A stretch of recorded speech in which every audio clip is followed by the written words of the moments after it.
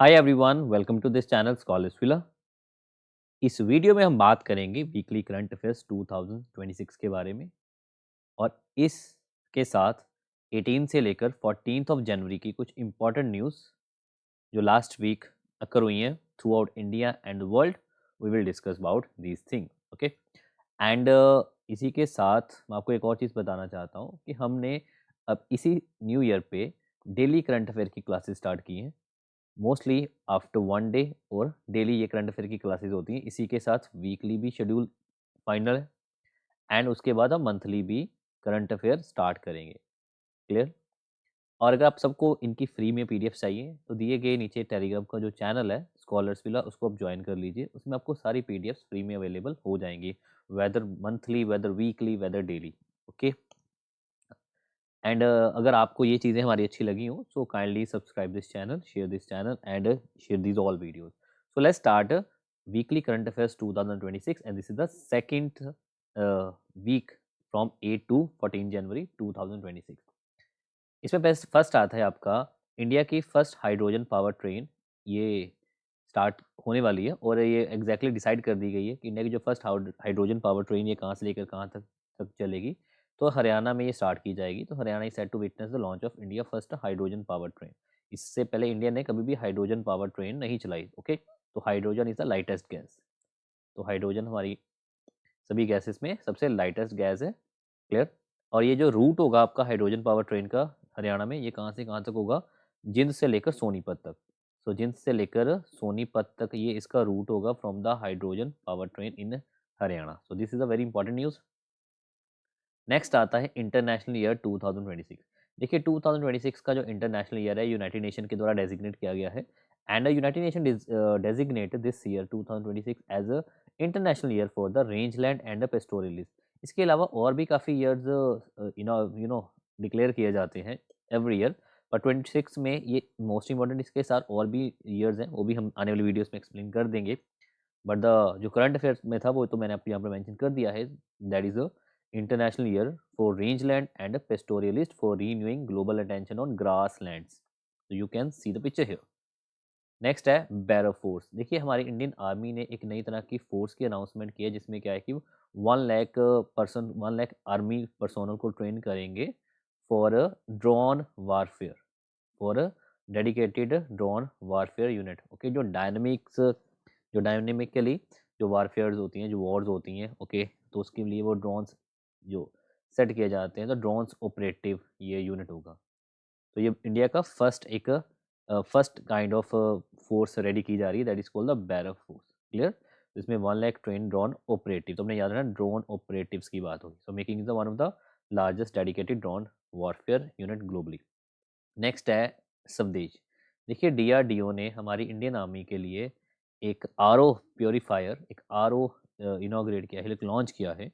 सो DRDO ने, that is a defence research and development organisation, जो portable water को desalination device है। Okay, that is called the Swadesh. तो स्वदेश की फुल फॉर्म है सी वाटर डीसैलिनेशन सिस्टम। तो that is a sea water desalination system. ये deployed और develop किसने किया है? डेवलप तो हमारे किया है डिफेंस लेबोरेटरी जो जोधपुर राजस्थान में है। और ये किसके अंडर काम करती है? डिफेंस लेबोरेटरी, ऑब्वियसली डीआरडीओ के under. Okay. So this is about a portable water desalination device to meet the drinking water needs of soldiers deployed in challenging and water scarce environment. Okay, that is Savdesh. Next है 52nd G7 summit. देखिए India भी इसमें participate करता है इस G7 summit में, but although India is not the part of G7। Clear? तो G7 में मोस्ट 7 पावरफुल कंट्रीज कंसिडर की जाती हैं, Canada, France, Germany, Italy, Japan, UK and USA. और 2026 की जो G7 समिट ये कौन होस्ट करेगा? फ्रांस होस्ट करेगा। फ्रांस के रिप्रेजेंटेड और इन शॉर्ट प्रेसिडेंट कौन है? Emmanuel Macron. तो Emmanuel Macron will represent, okay, will represent the G7 summit. और ये G7 समिट कहाँ पर होने वाली है? फ्रांस में। ओके। तो Canada, France, Germany, Italy, Japan, UK and USA. इसके अलावा यूरोपियन यूनियन भी इसमें पार्टिसिपेट करता है, but European union is not the part of G7। तो यूरोपियन यूनियन के दो इम्पॉर्टेंट पोजीशंस हैं, एक है यूरोपियन की काउंसिल के प्रेसिडेंट और एक है कमीशन के प्रेसिडेंट। जो काउंसिल है यूरोपियन यूनियन की काउंसिल के प्रेसिडेंट है and this person is Antonio Costa, और कमीशन की प्रेसिडेंट है उर्सुला। तो ये दोनों आपके जो 2026 का रिपब्लिक डे है वहाँ के चीफ गेस्ट भी हैं। ओके, रिपब्लिक डे जो हमारे इंडिया का 26 जनवरी को होगा। तो उनके चीफ गेस्ट भी कौन है? यूरोपियन यूनियन के काउंसिल के प्रेसिडेंट एंड यूरोपियन नेशन के यूनियन के कमीशन के president Antonio Costa and Ursula both are the president of the 2026 republic day. Next है इंडियन नेशनल बैडमिंटन चैंपियनशिप। देखिए 87th senior national badminton championship हुई थी आपकी विजयवाड़ा आंध्र प्रदेश में। तो एक तो आपको वेन्यू याद रखना होता है, ये कहाँ पर हुई थी? विजयवाड़ा आंध्र प्रदेश में। और इसमें मेन सिंगल्स कौन जीता था? Rithvik Sanjeevi, he this is the person.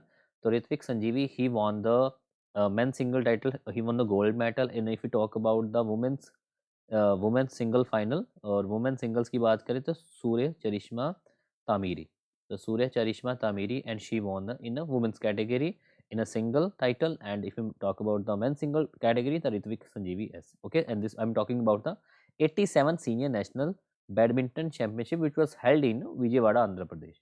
Next है एक बुक लॉन्च की गई है बाय द मोहर बासु, और मोहर बासु जी की बुक का नाम क्या है? Salman Khan the sultan of the Bollywood. और ये बुक किसके द्वारा पब्लिश की गई है? हार्पर कॉलिंस के द्वारा। तो Harper Collins is a publisher. Okay, तो इन्होंने कौन सी बुक रिलीज की है? Salman Khan the sultan of Bollywood, and it was written by the okay Mohar Basu.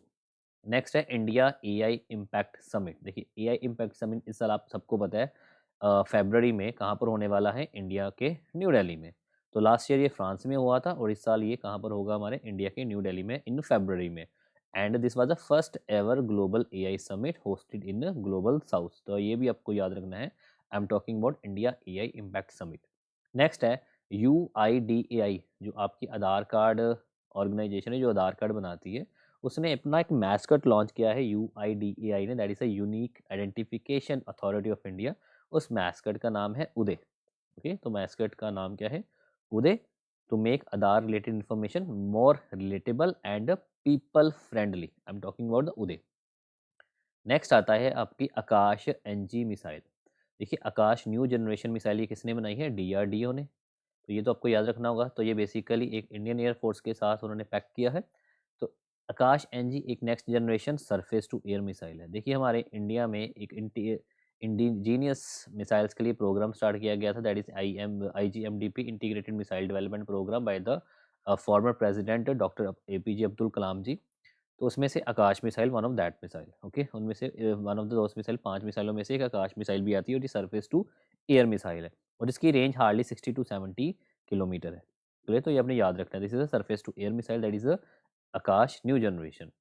Okay, और ये बनाई DRDO के है, पर DRDO के अंदर नीचे दो गवर्नमेंट कंपनीज है, एक है BDL और दूसरी है BEL। तो ये अपने याद रखना है। सो एक आपकी कंपनी आएगी भारत डायनामिक्स लिमिटेड, दूसरी आएगी भारत इलेक्ट्रॉनिक्स लिमिटेड। और IMGT integrated missile development programme किन्होंने स्टार्ट किया था? डॉक्टर APJ अब्दुल कलाम जी ने। इसमें 5 टाइप की मिसाइल थी, उस 5 मिसाइल की टाइप्स को आप पटना से याद रख सकते हो: पृथ्वी, अग्नि, त्रिशूल, नाग एंड आकाश। ओके, और अग्नि भी कह सकते हो, आकाश आप कह सकते हो। तो पृथ्वी, अग्नि, त्रिशूल, नाग एंड आकाश और अग्नि।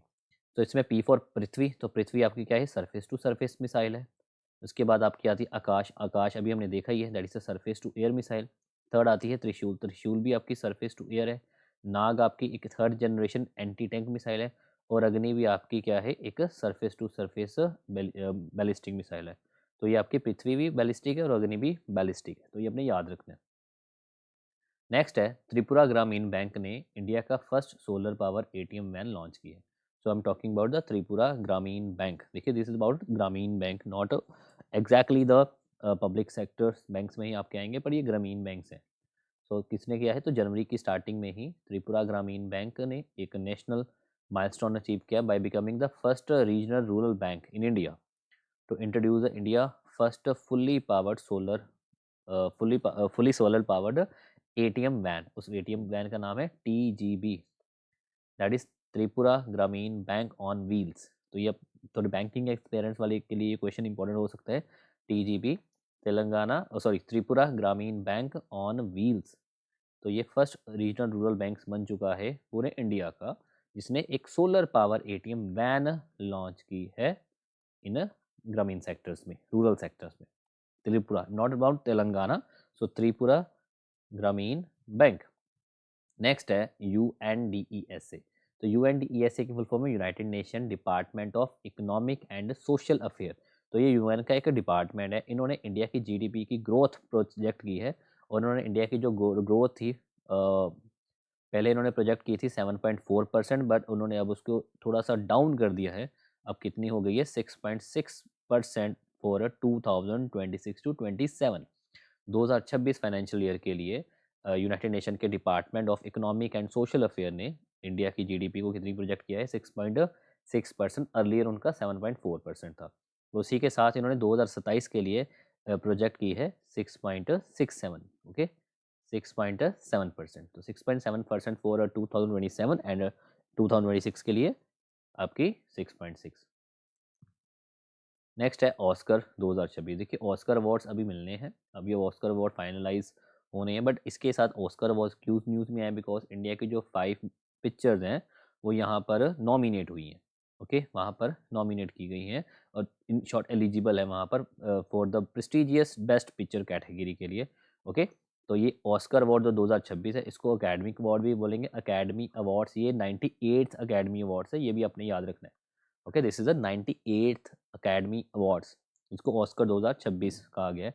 तो 5 बेस्ट पिक्चर, जो 5 पिक्चर कौन कौन सी है, एक तो आपकी है कंतारा लेजेंड चैप्टर 1 जो कन्नड़ लैंग्वेज में है, directed by the Rishabh Shetty. इनके आपके प्रोड्यूसर्स और डायरेक्टर्स भी आपने याद रखने हैं। सेकेंड आपका है तन्वी द ग्रेट, ये हिंदी मूवी है, directed by the Anupam Kher. तो first one is Kantara, second is Tanvi the great Hindi, directed by the Anupam Kher. Third है महा अवतार नरसिम्हा।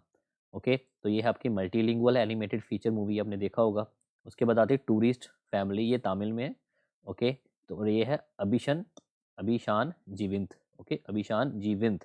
तो ये 4th मूवी है। तो ये 4 मूवी एग्जैक्टली कोर इंडिया में बनी है, पर जो 5th मूवी है वो हिंदी यूके को प्रोडक्शन है, जिसका नाम है sister midnight. Okay Radhika Apte वहाँ की को प्रोड्यूसर है। तो ये अब 5 मूवीज हो गई। कंतारा मूवी है in Kannada, Tanvi the great in Hindi by the Anupam Kher, Maha Avatar Narsimha and tourist family in Tamil. तो ये 4 हो गई और एक इंडिया एंड यूके की को प्रोडक्शन मूवी है वो है सिस्टर मिडनाइट।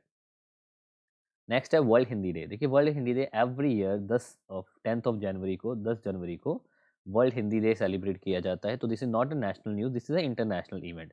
तो ये इंटरनेशनल हिंदी डे ही क्यों है, वाई, बिकॉज जब 10 जनवरी 1949 में पहली बार यूनाइटेड नेशन में हिंदी को यूज़ किया गया था, यूनाइटेड नेशन जनरल असेंबली में। ओके सो 10 जनवरी 1949। वैसे हमारा जो यूएन है वो 1945 में बना हुआ है।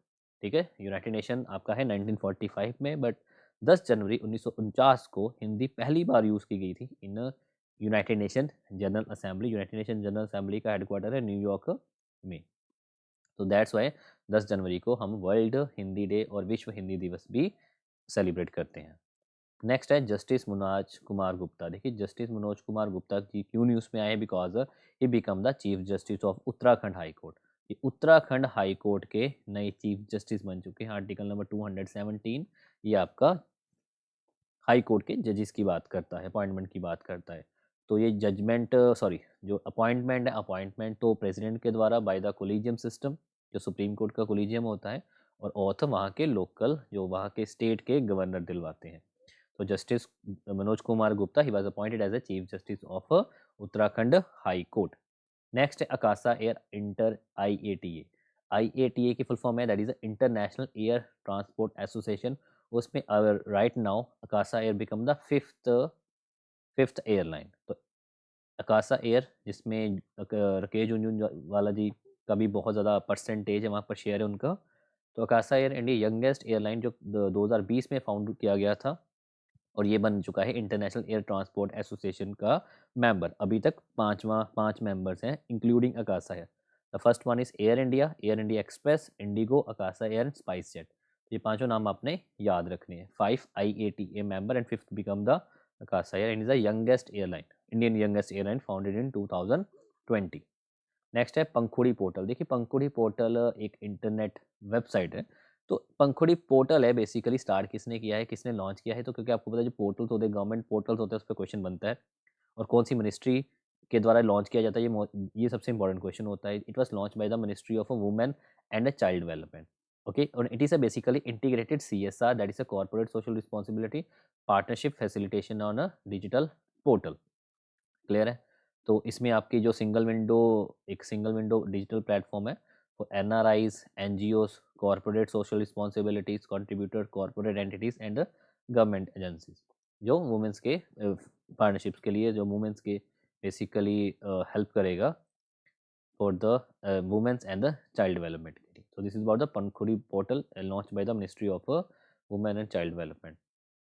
नेक्स्ट है, भारत सरकार ने चाइना को EB4 वीज़ा इंट्रोड्यूस किया है फॉर द चाइनीज़ पीपल और Chinese business travellers basically. Okay, so India ने इंट्रोड्यूस किया है EB4 visa for the Chinese business traveller.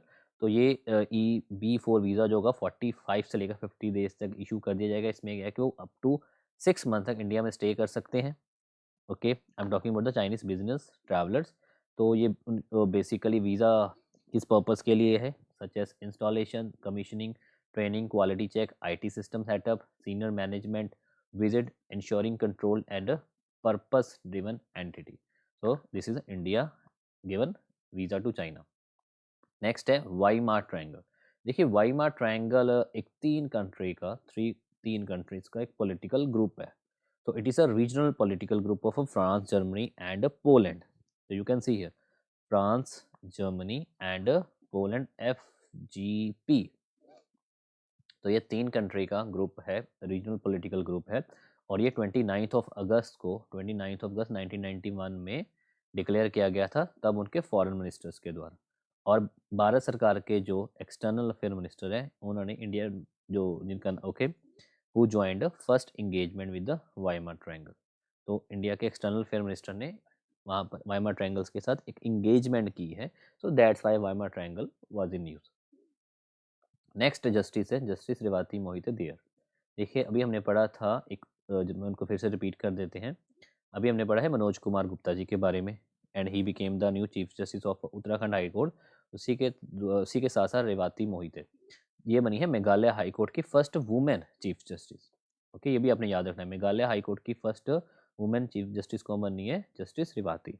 Okay, और मैंने आपको बता दिया आर्टिकल नंबर 217 में हाई कोर्ट के जो जजेस होते हैं उनके अपॉइंटमेंट प्रेसिडेंट के द्वारा की जाती है और ओथ गवर्नर के द्वारा दिलवाई जाती है। नेक्स्ट है सॉरी हमारा फर्स्ट है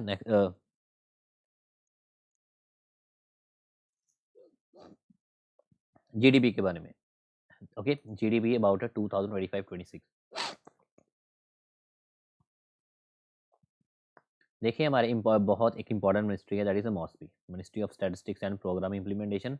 उसके नीचे आता है आपका नेशनल और sorry national statistics office. Okay, national statistics office. तो ये आपका जो मॉस्पी है दैट इज मिनिस्ट्री के नीचे एक ऑर्गेनाइजेशन आ गई। तो वो क्या करती है, तो ये हमारे इंडिया का जितना भी CPI का डाटा होता है, इंडेक्स ऑफ इंडस्ट्रियल प्रोडक्शन का डाटा, ओके, GDP का डाटा, तो ये यही ऑर्गेनाइजेशन बताती है। और उसके ऊपर मिनिस्ट्री कौन सी है, मॉस्पी। तो इन्होंने recently first advance estimate of GDP for the financial year 2025 to 2026 का डाटा इन्होंने प्रोवाइड किया है। ओके, तो फर्स्ट एडवांस एस्टीमेट और जिसमें जो बेस ईयर है 2011-12 है। अब आपको पता है फरवरी में बेस ईयर भी चेंज होने वाले हैं, उसकी मैंने वीडियो ऑलरेडी डाली हुई है, वो भी आप देख सकते हो। ओके, CPI करके मैंने एक वीडियो बनाई हुई है, यू कैन सी कि इसमें जो नया डाटा आएगा, जो नया बेस ईयर आएगा वो क्या है एग्जैक्टली। तो ये डाटा प्रोवाइड किसने किया है, NSO ने, किसके अंडर, मॉस्पी के अंदर। इसमें कहा गया है कि जो हमारा रियल GDP है वो कितने परसेंट से ग्रो हो रहा है, 7.4% से। Okay, for the financial year 2025-26। Clear, और जिसमें ये भी कहा गया था कि अगर लास्ट ईयर की बात करें 2024-25 की, तो उसमें हमारा GDP थी 6.5% और अब कितनी है, 7.4%। ये फर्स्ट एडवांस एस्टीमेट दिया उन्होंने। अगर वही हम नॉमिनल GDP की बात करें तो नॉमिनल GDP हमारी किस परसेंट से ग्रो हो रही है, 8% से ग्रो हो रही है। तो यहाँ पर आप देख सकते हो कोविड में GDP नेगेटिव में थी। क्लियर, और यहाँ पर आप you can see the 6.5% in 2024-25 and 7.4% in this is the advance estimate, this is the first advance estimate. I am talking about the GDP 2025 and 26 और डाटा भी किसने प्रोवाइड कर दी, यू कैन सी। नेक्स्ट है mission 100% electrification. देखिए Indian railway ने recently जनवरी में एक notification दी है जिसमें कहा गया है कि नवंबर 2025 तक इंडियन रेलवे 99.2% इलेक्ट्रीफाइड हो चुकी है। So Indian railway has electrified about 99.2% of its network. तो ये डाटा जनवरी का है, पर ये डाटा नवंबर तक का उन्होंने प्रोवाइड किया है। क्लियर है? और अभी तक स्विट्ज़रलैंड जो कंट्री है वो है आपकी 100% इलेक्ट्रीफाइड, फिर सेकंड नंबर पे इंडिया आ जाएगी, थर्ड नंबर पे चाइना आ जाएगी। चाइना 82% इलेक्ट्रीफाइड है। You can see the Switzerland is 100% electrified railway. तो यहाँ पर भी आप देख सकते हैं 2000 में इंडिया की जो रेलवे थी 24% इलेक्ट्रीफाइड थी। अब नवंबर 2025 तक 99.2% इलेक्ट्रीफाइड हो चुकी है। इसी के साथ 2014 से 4 से लेकर 14 तक इंडिया की जो इलेक्ट्रिफिकेशन थी वो 1.42 किलोमीटर पर डे से इलेक्ट्रीफाइड हो रही थी, पर राइट नाउ 2019 से लेकर 2025 तक इंडिया की जो रेलवे है वो 15 किलोमीटर पर डे से इलेक्ट्रीफाइड हो रही है। क्लियर? नेक्स्ट इज पीसा। देखिए पीसा एक्ट अब झारखंड में इम्प्लीमेंट हो चुका है आफ्टर द 25 ईयर्स। ये पीसा एक्ट क्या है? That is a panchayat extension to schedule area act. ये एक्ट क्या है ये एक्ट कौन से ईयर का है? 1996 का। So this is very important. तो अभी जो पीसा एक्ट है, तो पीसा एक्ट कितने स्टेट्स में है? तो ये 9 स्टेट्स में है including Jharkhand. So PISA Act implemented in Jharkhand after the 25 years. So Jharkhand notified PISA rule in January 2026, 25 years after becoming a state, extending tribal self-governance to its fifth schedule area. And Panchayat Extension to Schedule Area Act, this is the full form of PISA. तो ये क्या करता है? Extend करता है part 9 of the constitution, जिसको हम कहते हैं पंचायती राज। ठीक है, आप सबको पता है पंचायती राज और म्यूनसिपैलिटीज वगैरह ये पार्ट 9 में ही है। So the two the fifth schedule area. तो जो पीसा तो एक्सटेंड करता है 9 शेड्यूल को शेड्यूल ट्राइबल एरिया में, जिसमें ग्राम सभा को हम प्राइमरली अथॉरिटी मानते हैं।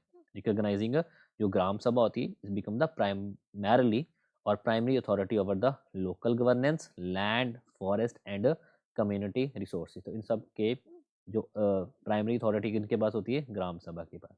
तो ये पीसा इनेक्ट कब किया गया था? 24 दिसंबर 1996 को, to operationalise a tribal self rule in schedule area. तो जो शेड्यूल एरिया होती है, शेड्यूल एरिया के अंदर ट्राइबल जो है उनको सेल्फ रूल मिल सके। तो आज के टाइम पर as far as right now 14 जनवरी को ये 9 स्टेट्स में है इंक्लूडिंग झारखंड में। क्लियर? तो ये पीसा एक्ट जस्ट इम्प्लीमेंट किया गया है झारखंड में।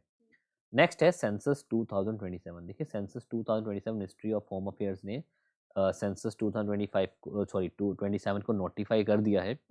तो जो ये सेंसस होगा ये 2 फेस में होगा। जो फर्स्ट फेस में जो 2026 में स्टार्ट होने वाला है वो क्या है?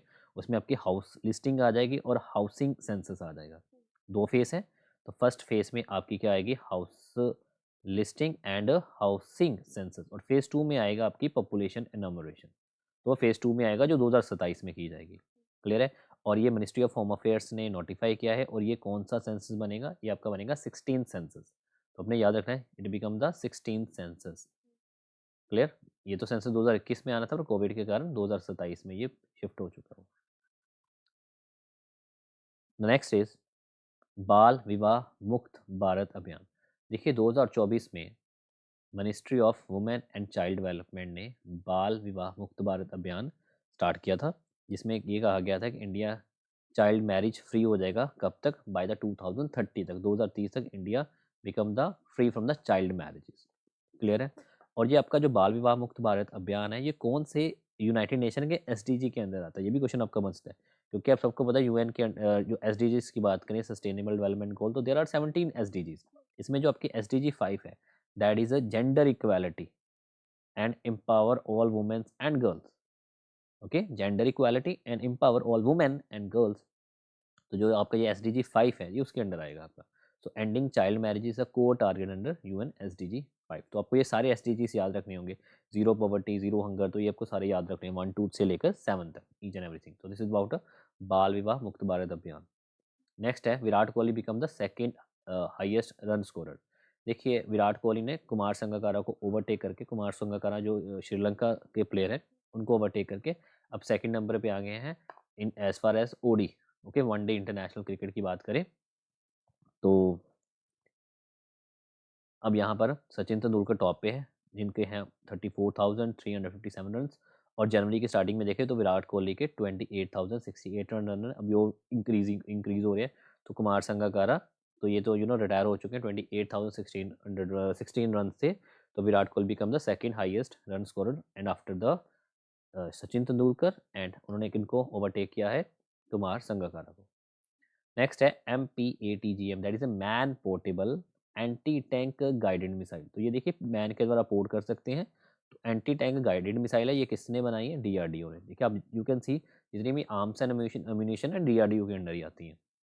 तो ये एक ट्रायल किया गया था महाराष्ट्र में, and this is the third generation fire and forget missile. Okay, fire and forget missile अभी हमने पढ़ी थी ना, नाग, तो Nag is also fire and forget anti tank missile, जो आपकी IGMDP के अंडर आ रही है। उसी तरह से आपकी ये मैन पोर्टेबल है। तो ये this is a man portable anti tank guided missile. Clear? So this is also indigenous defence capacity और capability is a major step towards Atmanirbhar Bharat. तो this is about DRDO and anti tank guided missile and man portable. Next आता है justice Somen Sen. देखिए justice Somen Sen ये भी आपके chief justice बने हैं, कौन से? हाई कोर्ट के, केरला हाई कोर्ट के। तो इस वीडियो में मैंने ये थर्ड जज बता दिए हैं, थर्ड चीफ जस्टिस बता दिए हैं। ओके, अब उन्हें वो भी याद रखने हैं कौन कौन से हाई कोर्ट के कौन से चीफ जस्टिस बने, क्योंकि हम इंडिया के चीफ जस्टिस का तो पता होता ही है, पर इस साथ में स्टेट्स के क्वेश्चन भी आते हैं। सोमेन सेन कहाँ के बने हैं? केरला हाई कोर्ट के, और ऑब्वियसली अपॉइंटमेंट प्रेसिडेंट जी के द्वारा आई है, और वहाँ के गवर्नर के द्वारा इनको ओथ दिलवाई गई है। Governor of Kerala ji, Kerala who was the governor of Kerala who is the Rajendra Arlekar, और वहाँ के CM का नाम है Pinarayi Vijayan. Okay, so this is about Soumen Sen, he become the 40th chief justice of Kerala high court. Next है खेलो इंडिया बीच गेम्स। तो ये देखिए this is the second edition of Khelo India beach game. तो ये सेकंड एडिशन हुआ है, लास्ट फर्स्ट एडिशन 2025 में हुआ था। तो ये एडिशन कहाँ पर हुआ है? गोगला बीच दीव में। Okay, which is the union territory of Dadra Nagar Haveli Daman and Diu. तो इसका फर्स्ट एडिशन भी वहाँ पर भी था, दीव में था, सेकंड एडिशन भी दीव में ही हुआ है खेलो इंडिया बीच गेम्स का। क्लियर है? और इसका मैस्कट है पर्ल। तो पर्ल एक क्या है? चीयरफुल एनर्जेटिक डॉल्फिन है। और इसमें कौन से स्टेट ने टॉप किया है? केरला ने टॉप किया है, सेकंड नंबर पे आया है तमिलनाडु, और थर्ड नंबर पे आया है मणिपुर। तो कर्नाटका टॉप करके गया है, सेकंड नंबर पे है तमिलनाडु, थर्ड नंबर पे है मणिपुर। कर्नाटका ने कितने मेडल जीते हैं? कर्नाटका ने जीते हैं 11 मेडल, इसमें 3 गोल्ड है, 2 सिल्वर है और 6 ब्रॉन्ज है। तमिलनाडु ने जीते हैं 8 मेडल, जिसमें 3 गोल्ड है, 2 सिल्वर है और 3 ब्रॉन्ज है। और मणिपुर ने जीते हैं 7 मेडल, जिसमें 3 गोल्ड है, 2 सिल्वर है और 2 ब्रॉन्ज है। You can C. ओके, तो ये टॉप 3 स्टेट्स आ गए, Gogla beach, Diu and Karnataka top पर। नेक्स्ट है नेशनल यूथ डे। देखिए हर साल 12 जनवरी को नेशनल यूथ डे सेलिब्रेट किया जाता है to commemorate the birth anniversary of our Swami Vivekananda ji, जो एक हिंदू स्पिरिचुअल लीडर थे, फिलोसफर थे और सोशल रिफॉर्मर्स थे। ओके, तो हर साल ये उनका नेशनल यूथ डे सेलिब्रेट किया जाता है उनके बर्थ पे। इस साल उनका 163rd बर्थ एनिवर्सरी थी 2026 की। 2026 में उनकी कौन सा बर्थ एनिवर्सरी था? 163rd। क्लियर है? तो जो 1984 में भारत सरकार ने स्वामी विवेकानंद जी के बर्थ को नेशनल यूथ डे को मेंशन किया था, या वहाँ पर ही इन्होंने डिक्लेयर किया था कि हर साल 1984 में, ऑब्वियसली अगर 1984 में डिक्लेयर किया जाएगा तो पहली बार जो नेशनल यूथ डे कब ऑब्जर्व किया जाएगा? दैट इज 1985 में। क्लियर? तो ये इंपॉर्टेंट है, that is 12th of January. Next है ऑपरेशन हॉक। देखिए ऑपरेशन हॉक में क्या है?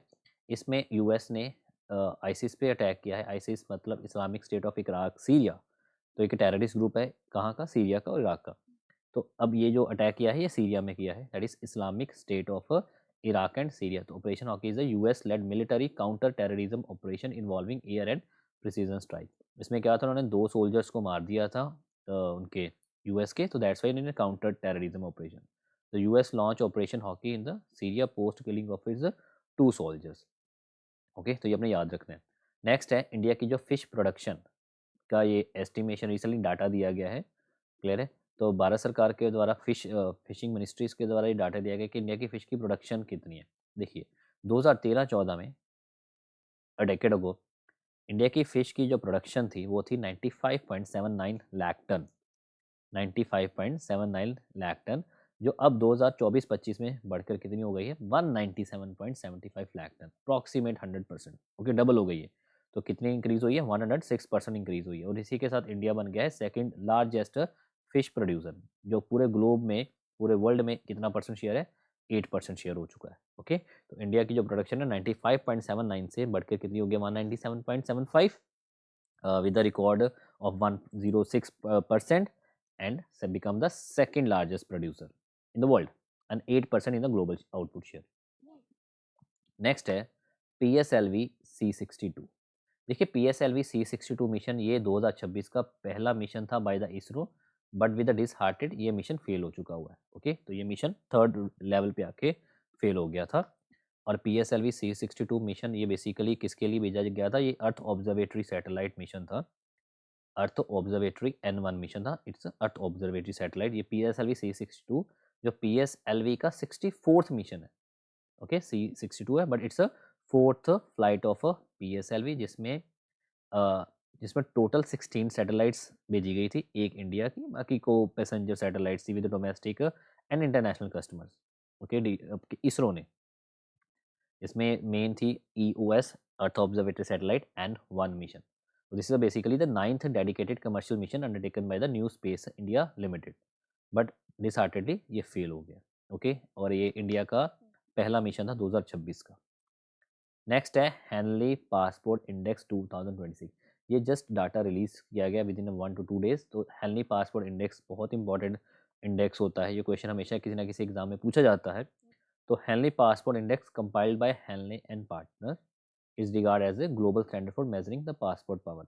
इसमें इंडिया का रैंक आया है 2026 का 80th रैंक। और इसी के साथ इंडिया राइट नाउ जो उनके पासपोर्ट होल्डर इंडियन पासपोर्ट ही इंजॉय वीज़ा फ्री और visa on arrival to the 55 destination. तो 55 कंट्रीज में या तो वीज़ा फ्री होता है या वीज़ा ऑन अराइवल मिल जाता है। तो ये होता है हमारा वीज़ा की कितनी यहाँ पर मोनोपोली तो नहीं है, कितना फ्री है। तो वहाँ से रैंकिंग की जाती है, टॉप पे है सिंगापुर। तो Singapore right now visa free destination 192 countries. Second number पे है जापान और साउथ कोरिया। जापान और South Korea 188 visa free destination. और लास्ट पे आता है आपका अफगानिस्तान। तो you can see there is a no visa free destination. ठीक है, तो टॉप पे सिंगापुर है, सेकंड पे जापान और साउथ कोरिया दोनों सेकंड नंबर पे है, और इंडिया का रैंक है 80th रैंक है, और लास्ट पे कौन है, अफगानिस्तान। नेक्स्ट है पोंगल फेस्टिवल 2026। देखिए पोंगल फेस्टिवल जो एक तमिल का फेस्टिवल होता है, ये 13 से लेकर 16 जनवरी के इन बिटवीन किसी भी दिन हो सकता है। ओके, तो 13 से लेकर 16 के आसपास है, बट ये जो इस साल 2026 में ये 14th को सेलिब्रेट किया जा रहा है। Clear? So Pongal will be celebrated from the 13 to 16। Okay, तो ये 4 डेज का बेसिकली एक फेस्टिवल होता है, और इस साल कब आया है, 14 जनवरी को। Okay, with the main Thai Pongal, क्योंकि उस दिन मेन डे होता है थाई पोंगल। तो 2026 का आपने याद रखना है, ये कौन से स्टेट का है, Tamil. So it's one of the most important festival for the Tamil community and celebrated with the great joy enthusiasm across India. Okay, so ये एक हार्वेस्ट फेस्टिवल है, और in short you can see this is the end of the harvest season. Okay, it's end of the harvest season. तो harvest festival है, honour to sun god and celebrated with the traditional rituals, festive foods and joyous gathering. ठीक है, sun god and harvest festival. तो ये harvest season की ending होती है, Pongal mark beginning of the Uttarayan, that is a south sorry sun northward movement and the gratitude to nature and agriculture. Okay, Tamil the month is Thai 14 January, sun god and the end of the harvest season and Uttarayan. तो ये सब चीज़ें इस एक छोटे से आपको clip में मिल गई हैं। तो ये थी हमारी कुछ इंपॉर्टेंट न्यूज़ जो आपकी 18 से लेकर 14th ऑफ जनवरी के इन बिटवीन आपकी जो कर हुई थी। ओके, तो अगर आपको ये वीडियो अच्छी लगी हो, होपफुली ये आपको काफ़ी चीज़ें इंपॉर्टेंट लगी होगी, और इम्पॉर्टेंट साथ में ये चीज़ें सारी क्लियर भी हुई होंगी। तो इसी के साथ मैं आपको ये बताना चाहूँगा कि इसकी वीडियोस के लिए अगर आपको टेलीग्राम चैनल ज्वाइन करना है, उसमें आपको सारी फ्री में पीडीएफ भी अवेलेबल हो जाएंगी। Okay, and if you like this work, so kindly subscribe this channel, share this video, like this video. So this is for today this video. Thank you.